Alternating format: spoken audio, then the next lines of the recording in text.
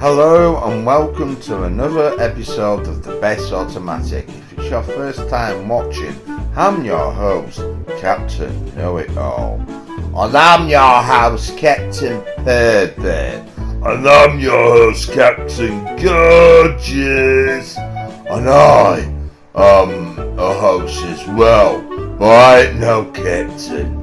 I want to be preferred like the beekeeper. And I've got my mate as well, and he likes to be third as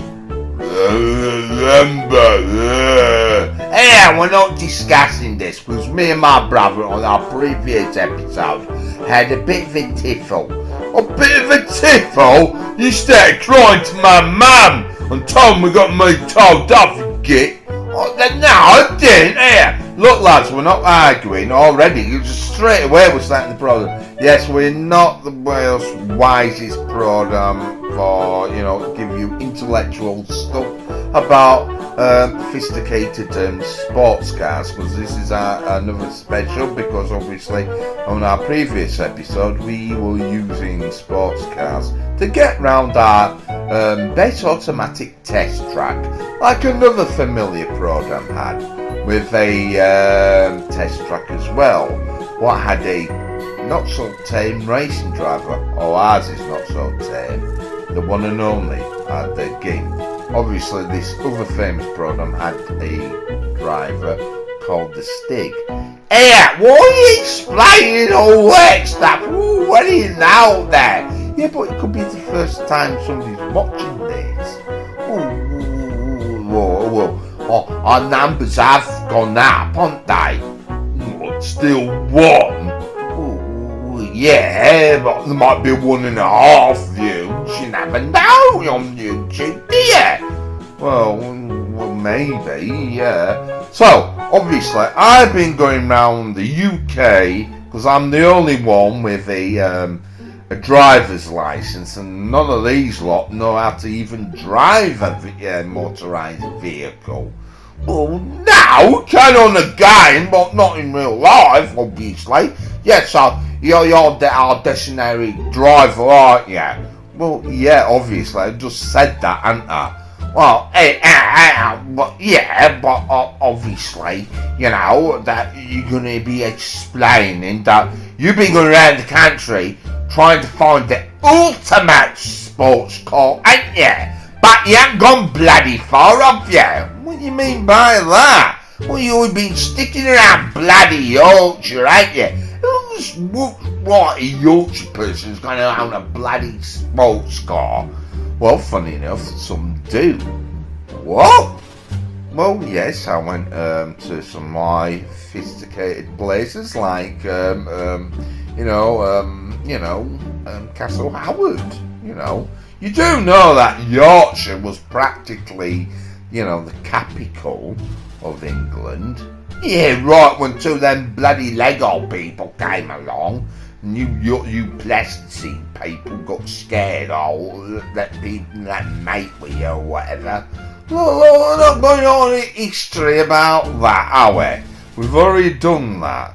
I mean, because obviously with you just have a stigma against Yorkshire folk, can't you?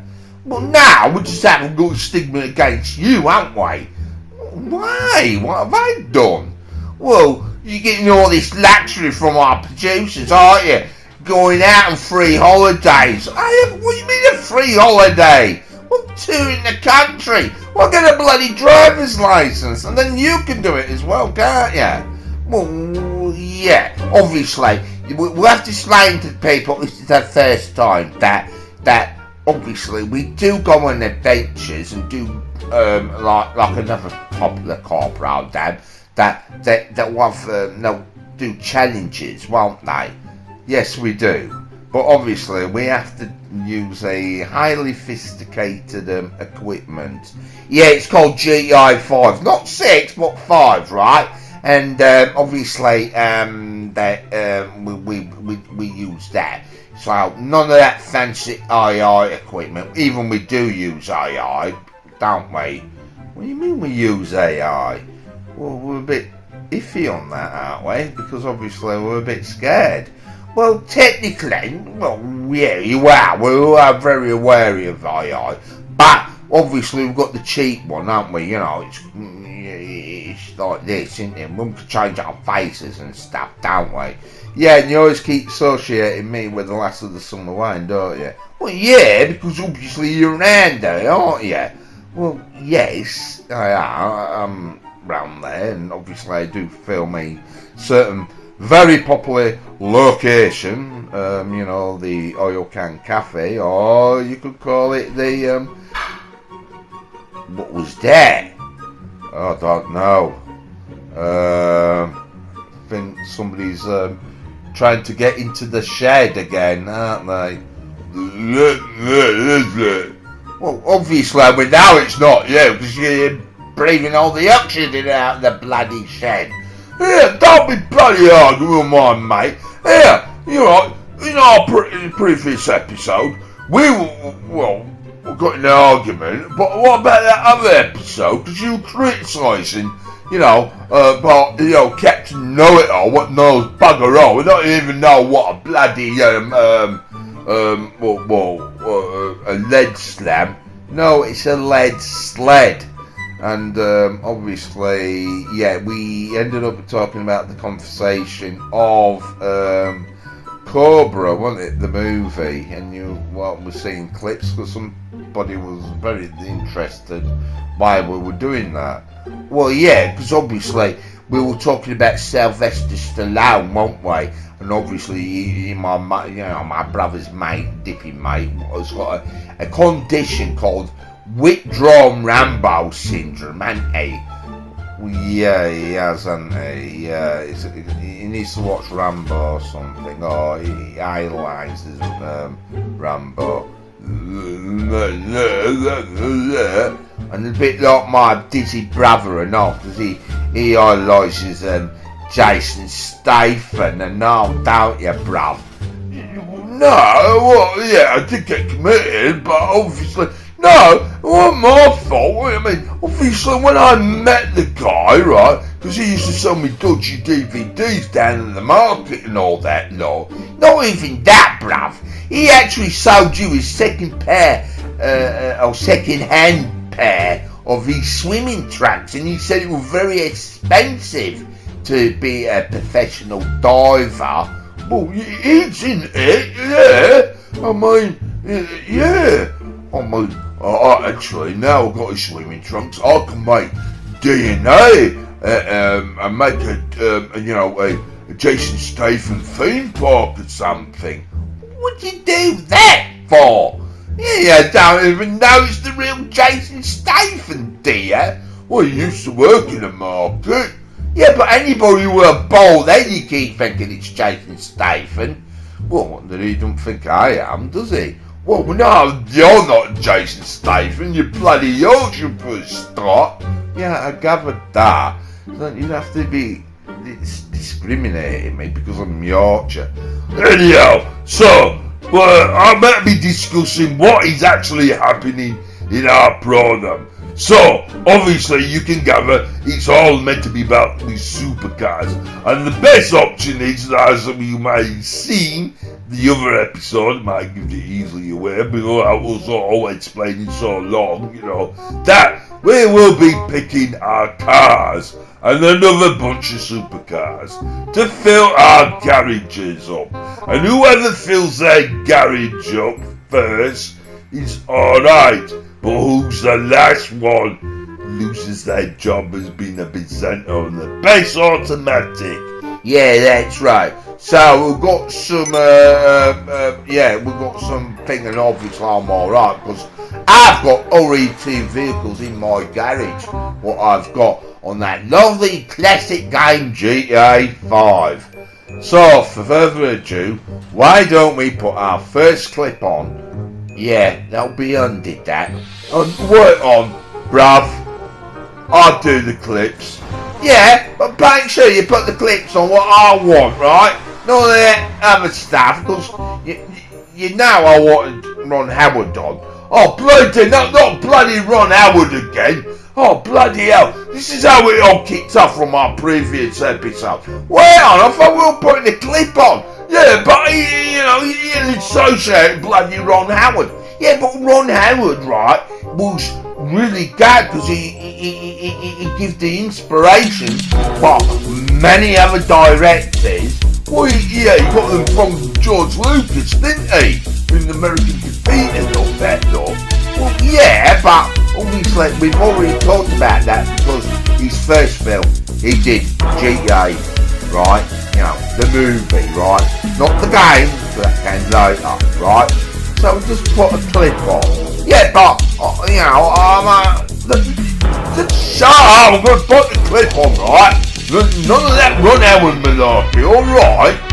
You should do. Yeah, but we've already discussed Ron Howard already. Can we just put the clip on? Yeah, I think I should do, right? Yeah, right now. Okay, everyone. My next guest has been in show business since he was 18 months old. He has been successful as an actor, a writer, and also a director. He, in fact, has just completed the film Night Shift. Please welcome Ron Howard.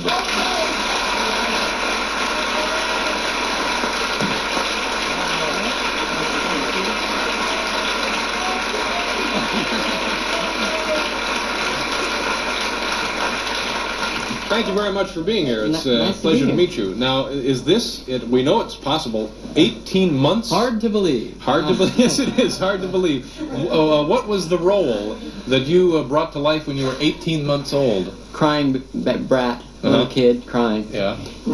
My dad was directing a summer stock play in Atlantic City, and they needed a crying brat. And so I would come on and cry. Had this little doll, and then right before I'd go on, I guess they'd take the little doll away from me and kind of shove me out there, and then I'd cry, and then they'd pull me off. Got a good review, though. Well, that's good. You also got a kind of a help in your career from Mr. Reagan. Yes, I did. There was an old show called General Electric Theater, and Ronald Reagan was the host. And when I did the program called Barnaby and Mr. O'Malley, which is from a cartoon strip, and Bert Lahr was Mr. O'Malley, and I was this little kid. It was also a pilot for a TV series at the time. Only it was my first real big part. I was 4 years old and got no billing. Had no billing whatsoever. And at the end of the show, Ronald Reagan came on and said, and by the way, our very special thanks on this Christmas program to little Ronnie Howard, who was wonderful as Barnaby. And that show didn't sell, but the next day I got offered 3 different shows, and one of them was the Andy Griffith Show. So my mom will vote for Ronald Reagan anytime, anywhere. This is interesting because there have been a lot of guys, men and women, who started out and had a part here and a part there, and then stopped being in show business. They got to be 10 or 11 or whatever and stopped. Did you ever lose interest, or were the folks always saying, come on, Ron, do another one?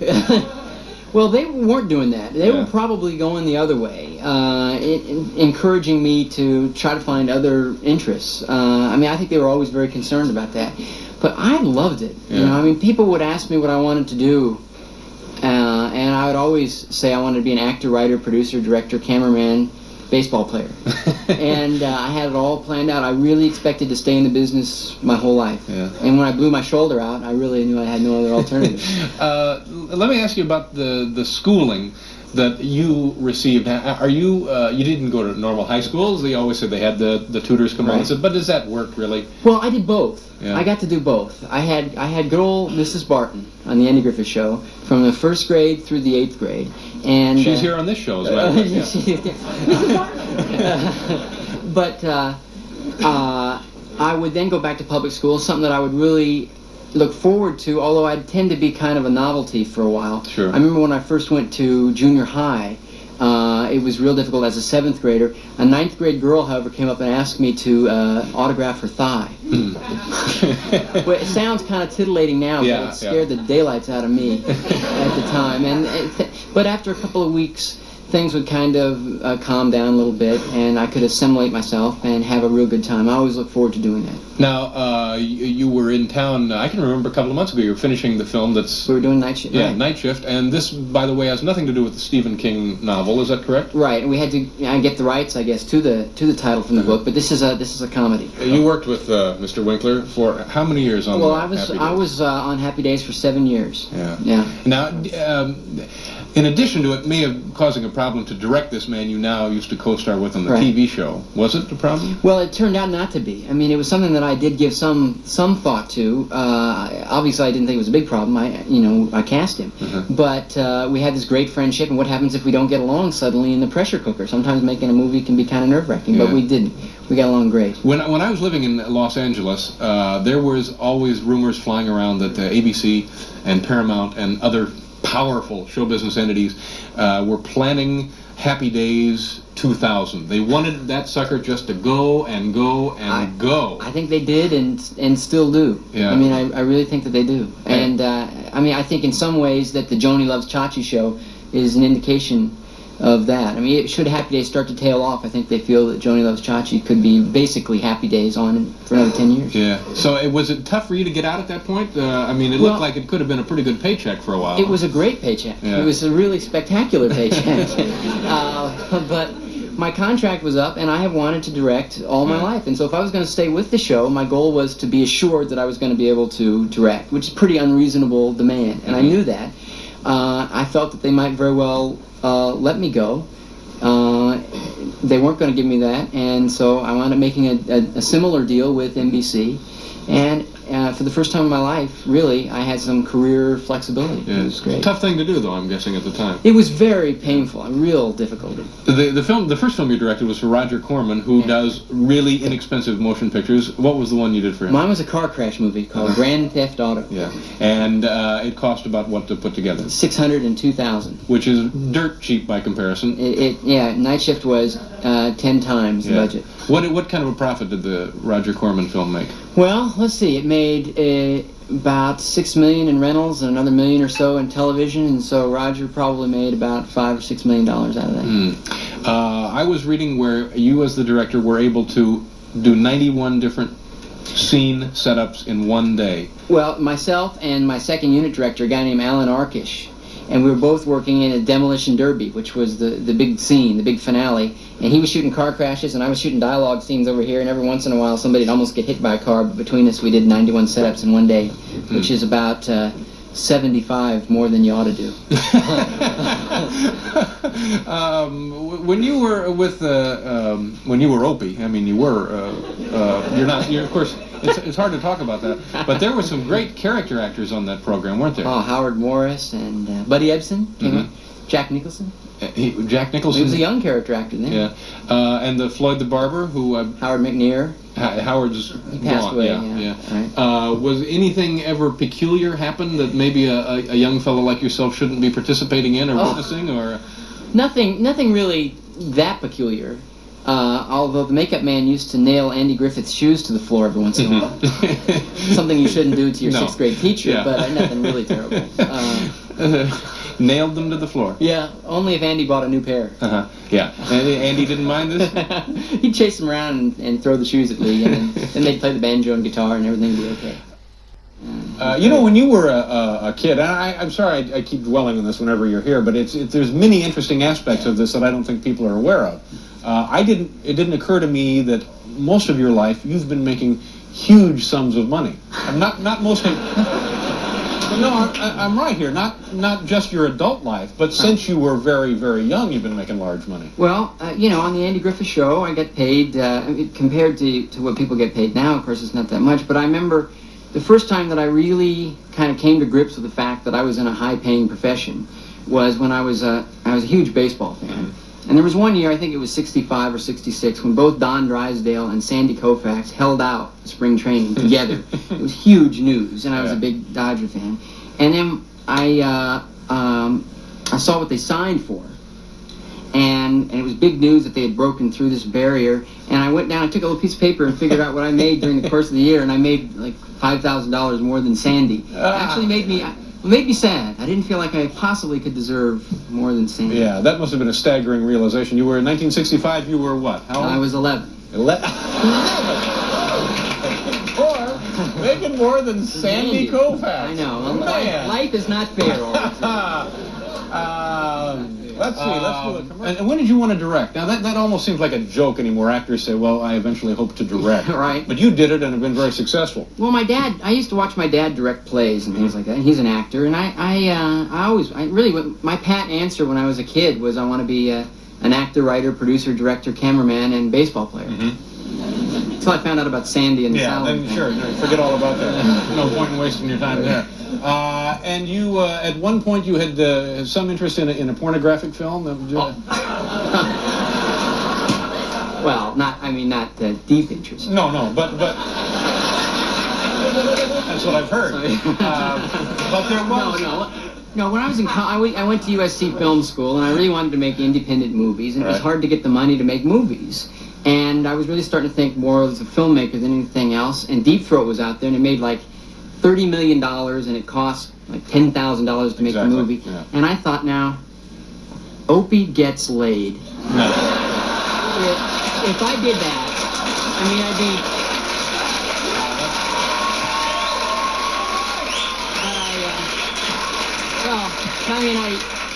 I didn't do it, and I wouldn't do it. Of course you didn't do it.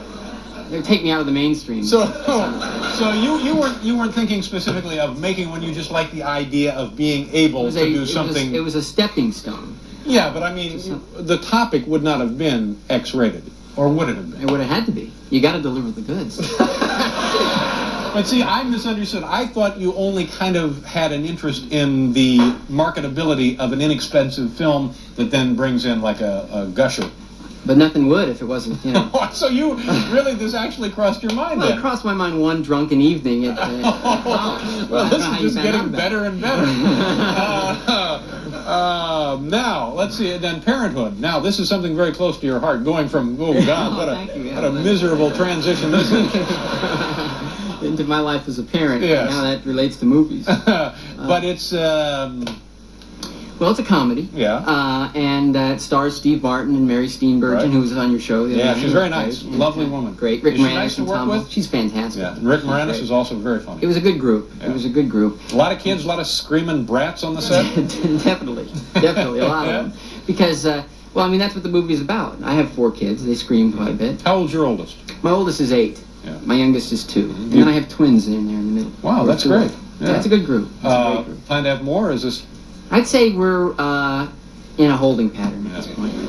Now, let me ask you about is this true that the middle names of each of your kids have a added significance? Or is that... No, did I misunderstand that as well? Well, you're really digging deep tonight. I'm sorry. And that's okay. No, it has to do with where they were conceived, because we didn't want to get into middle names of the family and so forth. People would be insulted that how can they use a middle name. So their names become like the location? Is it geographic? Is it like a name of a... Okay, So you name Milwaukee in there, or... My first one is Bryce Dallas Howard. That's very nice. That's nice. Very distinguished name, yeah.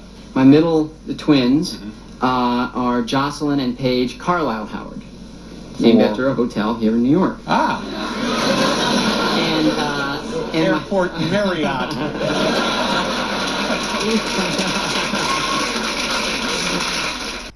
I actually had to act and eat my dust in order to get to direct Grand Theft Auto. A modest beginning, but an important one for me. Roger was such an important figure. One of the things that I like to remind people of is that when I worked with Roger at New World Pictures, he wasn't just giving directors like myself and Jonathan Demme and Martin Scorsese and Bogdanovich, and right after me, Jim Cameron. He wasn't just giving us our first chances. He was also opening doors for people who were highly qualified, but just not in the forefront of the hiring patterns of that time, particularly women. He had more women executives and department heads on his productions than anything I had witnessed in Hollywood up to that point. And he was right. They were capable, they were great. I mentioned it to him at one point, and he said, you know what? Hollywood's too stupid to hire them. They're smart, and they're ready to do it, and they're willing to work cheap. And that's, they're speaking my language. I still think about lessons that I learned making that first movie all the time. He also taught a generation to keep the audience in mind, keep the entertainment value and the promise of whatever genre you're working with in mind, and deliver on that. But don't make it a formula. You have to put your own voice into that, and you can.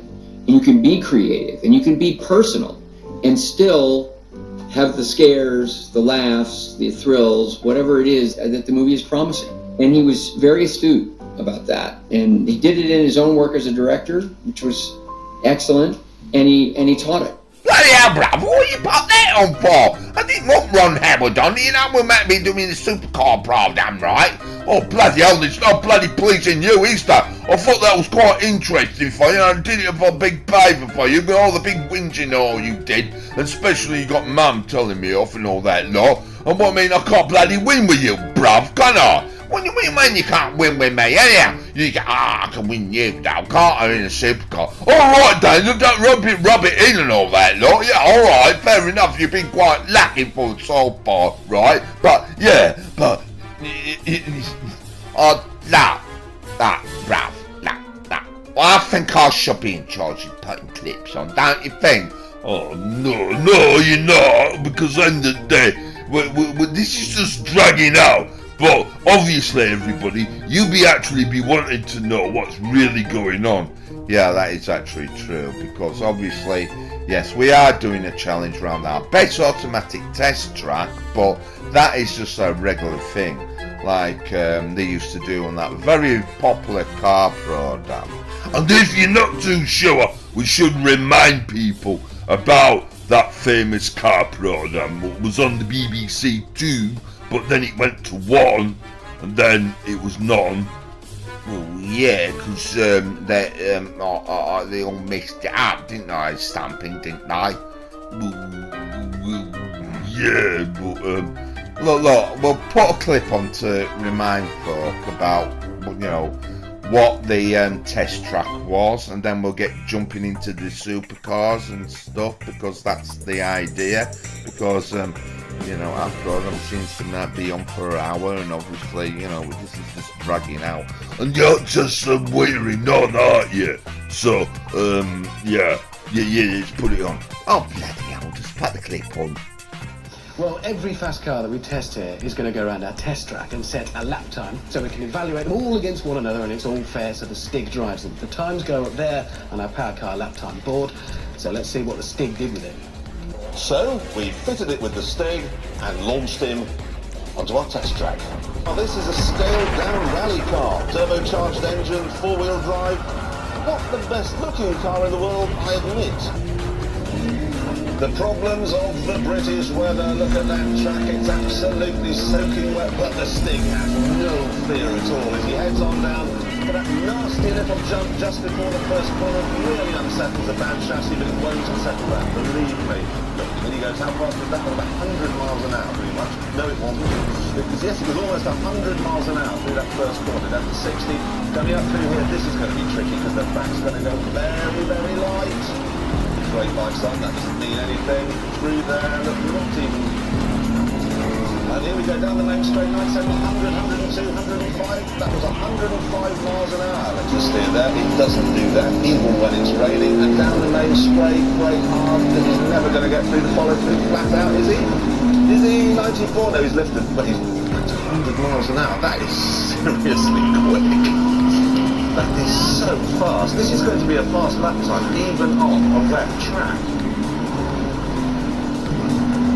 Now he's onto the main straight. And what speed are we going to do with this speed? 106. That was 106 miles an hour. And the braking time, 3 times the braking distance. To turn into Baccarat bend. He's going to have to brake again for Carpenters. Is he going to get that tail out? Is he going to keep it nice and smooth? Maximum power. And across the line. Do you think it's brave, the Stig, or just a bit stupid? It's a racing driver, it doesn't understand fear. I really wouldn't. So everybody is aware now that, you know, this beloved TV program what had cars going round a track at the fastest time. So good to remind everybody, isn't it? That reminds me about, you know, when somebody went around stealing a car from a racetrack, you know, a race car, you know, Ron Howard, eat my das and all that lot. What we moved on with that, Mr. Howard? Yeah, well, that's what I'm upset about. What, Mr. Howard?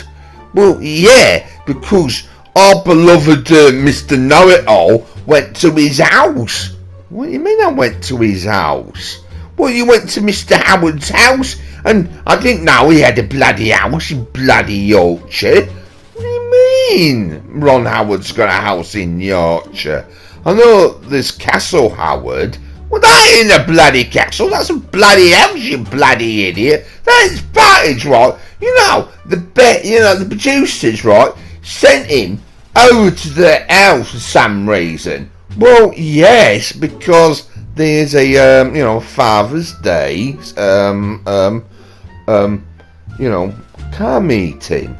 Oh, right, favouritism again, lads, isn't it? Him going on 3 bloody holidays and all that, lol. Well, look, he's just getting footage and we might be moving on. Talking about us lot buying supercars on GTA because we can't have the real thing because we don't have a license, and set Mr. Know-It-All over there. Thank you. And can we move on now? What do you mean? Well, you mentioning about Howard, is that what you've been bringing him up for and all that lot? Because you're getting jealous of, our beloved Mr. Know-It-All. Oh, thank you. No, don't get too big at him. I'm trying to tell him off in a reasonable way.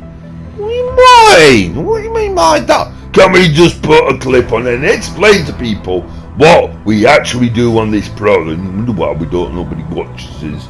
What do you mean by that? Well,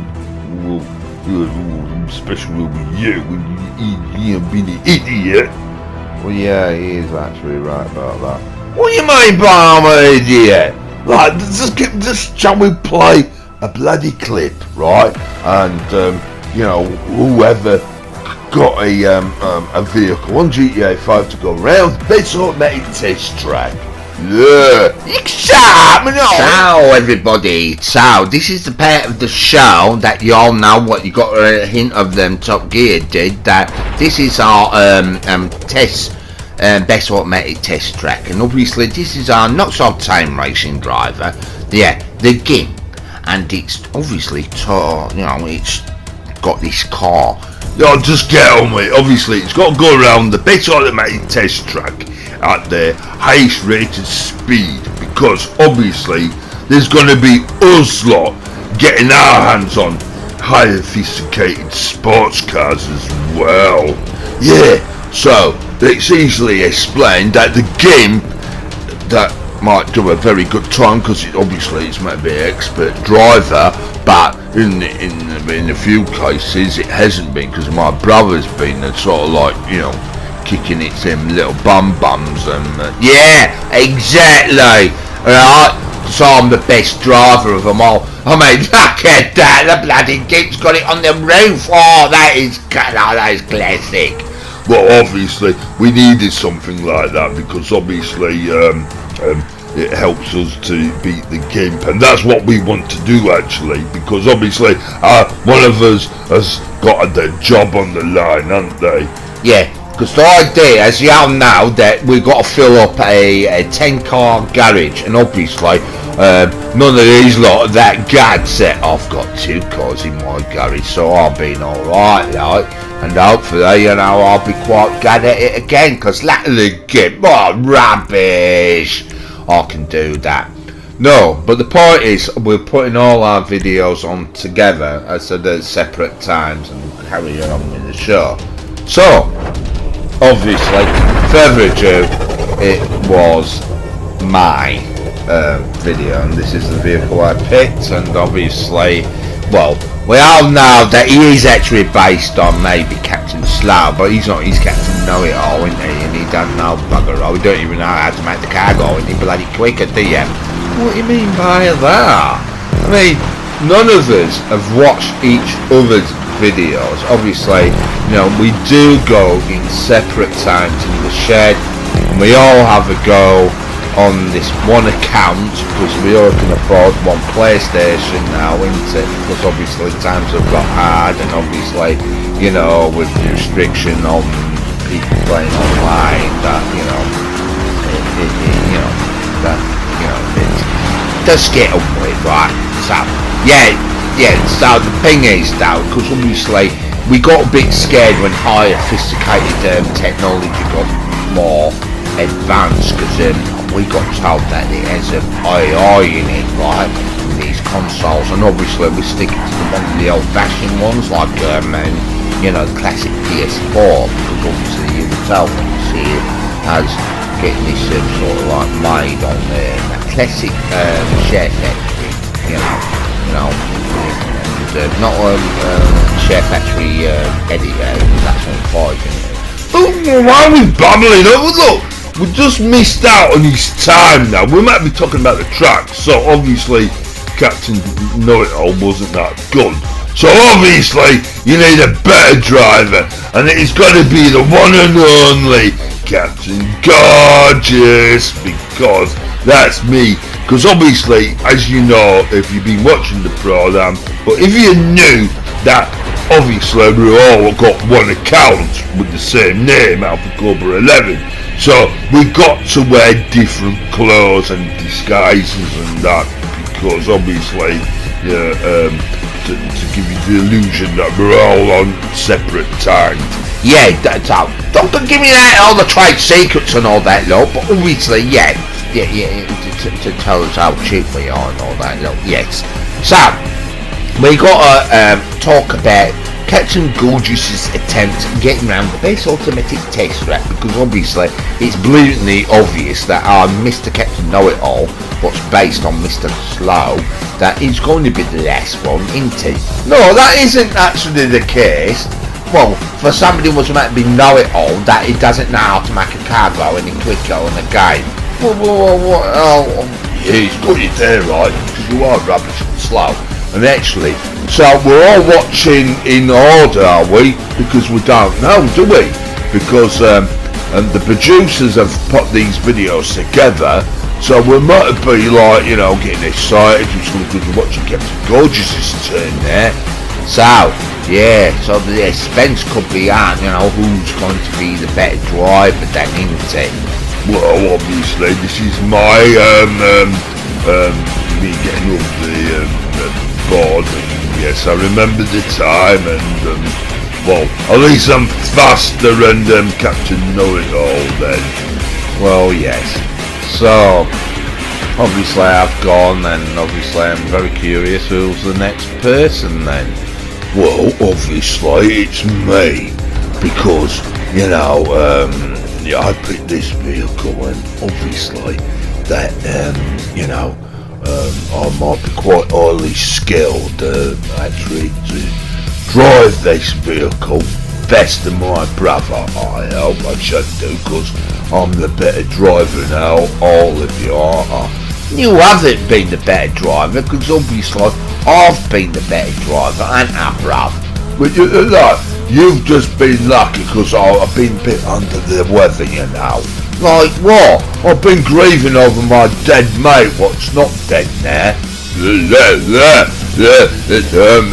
was crying over me. No, I didn't say I was crying over you, I just said I missed you. Crying, and the tears, and you missed me and all that. I didn't, you big sloppy man. I've never been telling that Rambo and all that. Even he's a big sloppy man, and Rambo too, he cried when that lady got killed, because I don't think they were in a relationship or anything, he just met the girl, and well,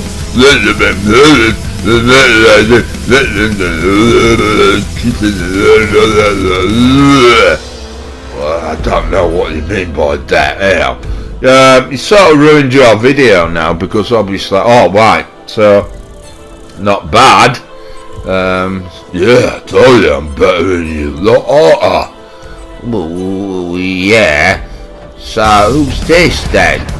It's me! What do you mean it's you? But no, me! The producer said I could have a go, because obviously my friends, Howard was crying over me, they told me. I did that. I wasn't, right? Something was in my eye. Yeah, but the tears for me, weren't there? No, there weren't tears for you. No, yeah, I might have sensitive eyes because my eyes are adapted for driving, and I'm used to having a windscreen, not blasting fresh air in my eyes and all that lot. Oh, you do come out with some pathetic excuses, bruv, don't you? No, I don't.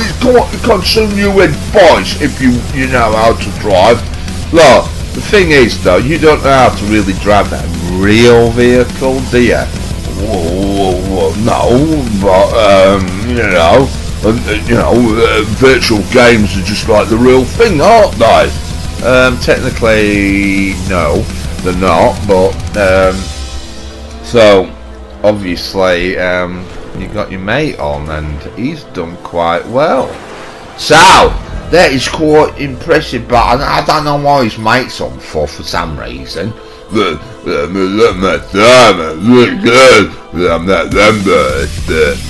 obviously, read it and wait, fellas, cause there's one and only. It's me this time, so, and that's like the master, the producer's master now, they're going to pick the best one, save the best for last, isn't it? And obviously it's going to be me, fellas. What do you mind? It's going to be, obviously we're watching you now because you know what you drove and what outfit you put on and all that lot. So we might be commentating about how he's driving, not having a bit of a whinge and all that lot, are we? But yeah, because obviously these Bens and all this lot all got little character names, but some of them are a little bit rude. I'll shut up you, anyhow. But look, I've got a good time, and you might not have to keep clapping and all that lot. Yeah, he's got a point there. You are a bit reckless and all that lot. Yeah, because danger is the game, and that's why, I put my thumbs at risk, because obviously I knocked my life, because obviously it's a video game. Yeah, alright, state the bloody obvious, but, he's not doing too bad, is he? I've got time, well, yeah, but not as good as me, because, I think I could just see it, yeah. I might have done it, but obviously, yeah, I'm the better driver. That's another car in the garage for me, everyone. So read it and weep, everybody. So that is our best automatic testing our vehicles, and obviously it's going straight to the... As you can see, that this was the old scoreboard what I organised and sorted out, and had to make some of these long-winded card names a bit shorter. What? So that's quite interesting, brother. Well, I was seeing the old one when we've just done a few more races, and we'll see what our cars got on, don't we? Well, obviously, you're going to be in the new one, because obviously, as you can see, but not all of us made it. What the hell's this?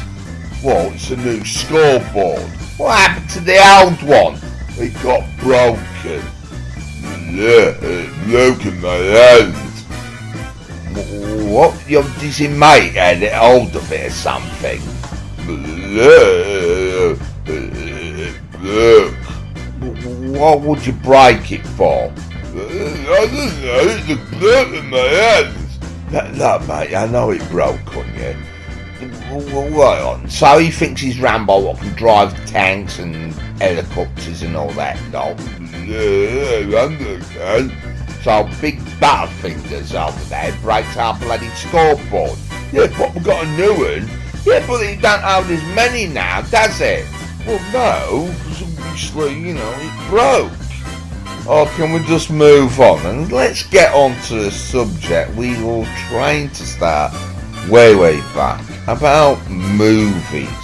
Yeah, movies is quite interesting. Yeah, quite a good subject. Yeah, like previous episode when I mentioned that Rambo was a police officer and you're driving a lead sled. Yeah. Yeah, well, what about that? Yeah, the film's not Rambo, it's Cobra. Yeah, but it's Rambo.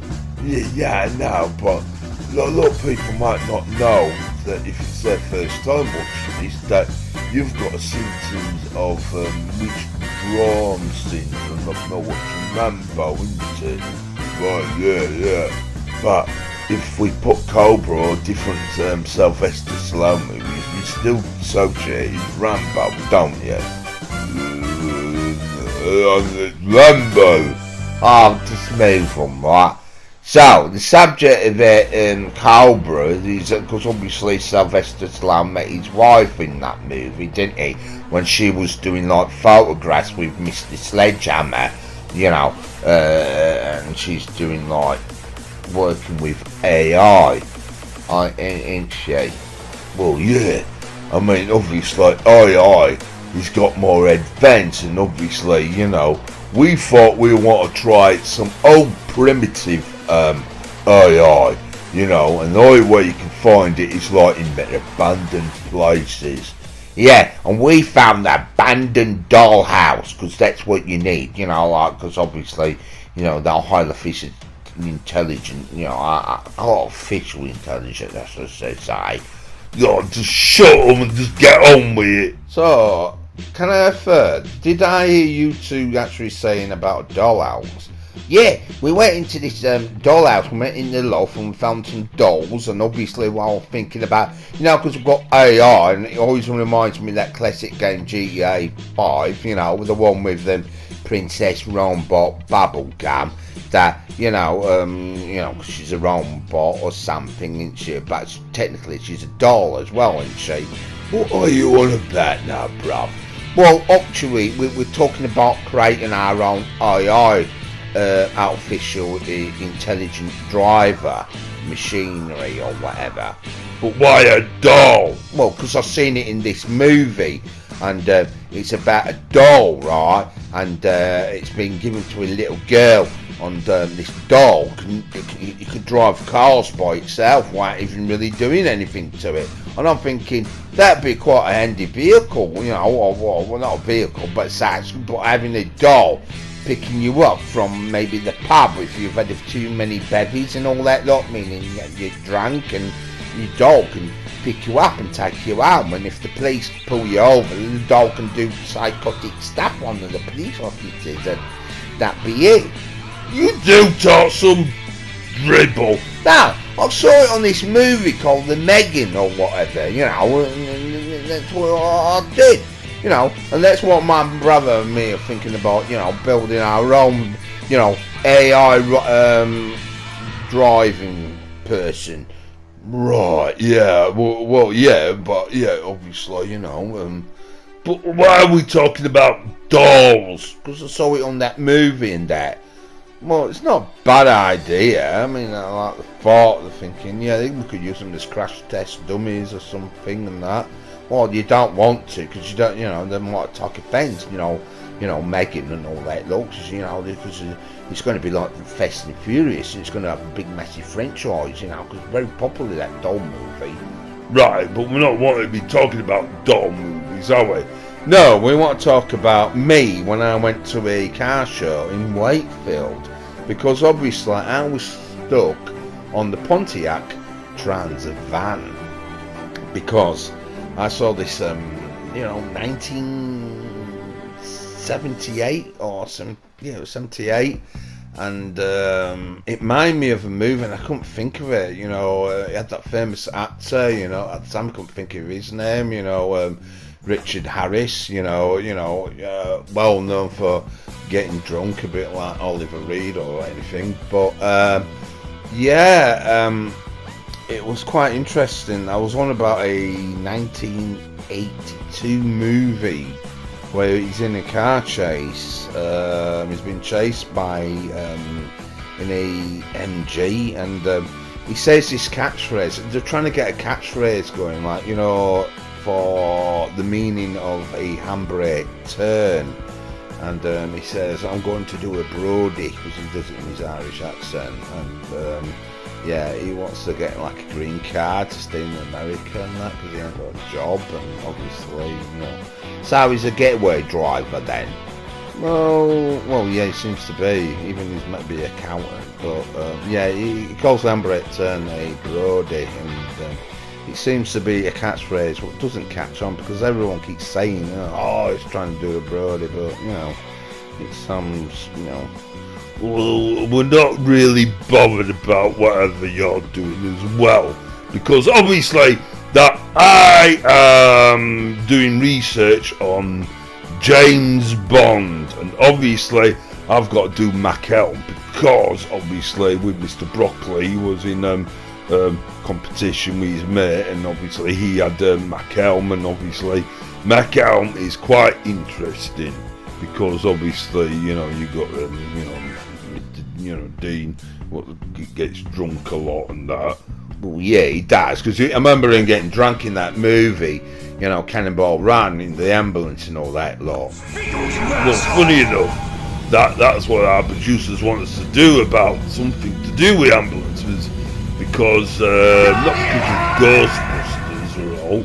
Yeah, because we've done that, but obviously there is that movie, all about ambulance, but obviously, we'll have to do that on our other episode, because I don't think we'll have time to actually, do a challenge again, because obviously we'll be playing clips, aren't we? Well, yeah, because people won't know what Top Gear is. It disappeared, didn't it? And it could be their first time watching this. Well, yeah, and obviously we keep talking so long. Well, yeah, we do actually, but obviously, hopefully our next show we can do it like a professional show like the other program did, and obviously we can squeeze it all in. Well, yeah, it'd be quite good that, and obviously do our challenge and get some cars round our best automatic test track as well. But yeah, we definitely need to be doing a challenge or something. Yeah, so on that note, everyone, what, you're going to say goodbye? Yeah, so on that squashed lamb clock, what can't you just say on that candy floss? What would I say, candy floss? Well, we can't say it on that bombshell. They used to say it. Said it all the time. So why don't we say something interesting, like something on that daffodil? Why don't we just say something like on that beehive? Nah, it's not making sense. We might come out with something funny, like a funny catchphrase, and obviously it's sympathetic. Tell you what, why don't we just say bye and leave it at that then? Alright everyone, bye for now. Okay, toodaloo.